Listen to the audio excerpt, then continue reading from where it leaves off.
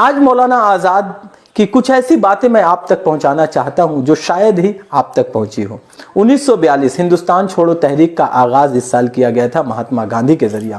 9 اگست کو تاریخ رکھی گئی تھی، ہندوستان چھوڑو تحریک کا آغاز کر دیا جائے گا۔ مہاتما گاندھی، پنڈت نہرو، راجندر پرساد، ولبھ بھائی پٹیل، سارے لوگوں کو گرفتار کر لیا گیا تھا۔ مولانا آزاد کو بھی گرفتاری دینی پڑی تھی۔ مولانا آزاد بھی گرفتار کر کے احمد نگر کے قلعہ میں قید کر دیے گئے تھے، جہاں انہوں نے اپنا مشہور خطوط کا مجموعہ غبار خاطر لکھا تھا۔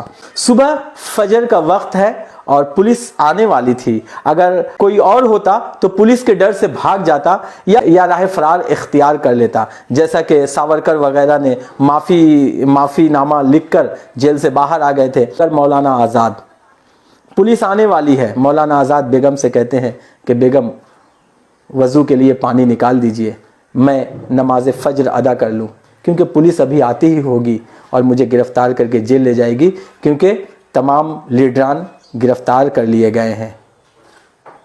اندازہ لگائیے کس قدر بہادری کا ثبوت مولانا آزاد نے اس وقت دیا۔ 1947 میں جب ہندوستان کا بٹوارہ ہونے لگا، جب ہندوستان اور پاکستان 2 حصے میں جب ہندوستان کو بانٹنے کی بات چلی، تو پہلے تو کانگریس راضی ہی نہیں تھی کہ ہندوستان کا بٹوارہ کیا جائے، اور نہ ہی کانگریس کا کوئی لیڈر راضی تھا۔ یہاں تک کہ مہاتما گاندھی نے تو یہ تک کہہ دیا تھا کہ ہندوستان کا بٹوارہ صرف میری لاش پر ممکن ہے۔ مگر حالات جب بگڑنے لگے، ملک میں فرقہ وارانہ فساد بھڑک اٹھا، چاروں طرف قتل و غارت کا ماحول جب پیدا ہو گیا، تب مہاتما گاندھی چونکہ وہ اہنسا کے پجاری تھے، وہ عدم تشدد پر وشواس رکھتے تھے، تب مہاتما گاندھی بھی کسی طرح راضی ہو گئے۔ اور جب مہاتما گاندھی راضی ہو گئے تو پنڈت نہرو، سردار پٹیل، راجندر پرساد، سارے کے سارے لوگ دھیرے دھیرے راضی ہو گئے۔ مگر مولانا آزاد کی شخصیت ایسی تھی جو آخری وقت تک، یہاں تک کہ وہ آخری سانس جب 1958 میں انہوں نے لی، اس وقت تک بھی وہ بٹوارہ کے خلاف تھے۔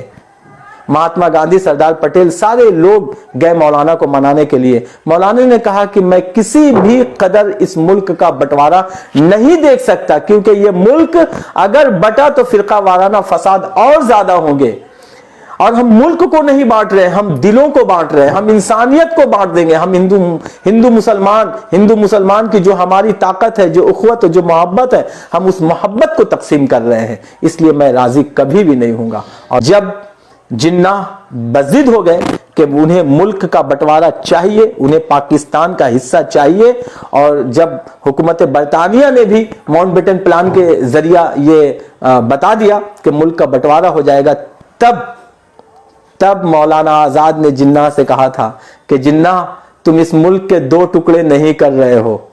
مہاتما گاندھی سے بھی کہا تھا، کانگریس کے لیڈران سے بھی کہا تھا کہ یہ ملک 2 ٹکڑا نہیں ہوگا۔ اگر آپ سمجھ رہے ہیں کہ اس کے 2 ٹکڑے ہوں گے، یہ غلط ہے، اس ملک کے 3 ٹکڑے ہوں گے۔ انڈیا ونز فریڈم میں بھی انہوں نے اس بات کا ذکر کیا کہ جناح کو تو کہا تھا انہوں نے کہ آپ کب تک بنگالیوں کو اپنے ساتھ رکھ پائیں گے، آپ کب تک انہیں اردو زبان سکھائیں گے، آپ کب تک انہیں اردو زبردستی بلوانا سکھائیں گے۔ ان کا تہذیب الگ ہے، ان کا تمدن الگ ہے، ان کا رہن سہن الگ ہے، ان کی زبان الگ ہے، آپ کب تک مغربی اور مشرقی پاکستان کو ایک ساتھ رکھ پائیں گے؟ جناح تمہارا ملک بھی بٹ جائے گا۔ اور ہوا بھی یہی۔ مولانا آزاد 1958 میں انتقال کیے اور 1971 میں بنگلہ دیش بنگالیوں کو لے کر الگ ہو گیا۔ گویا اس ملک کا 3 ٹکڑے کی جو پیشن گوئی مولانا نے کی تھی وہ سچ ثابت ہوئی۔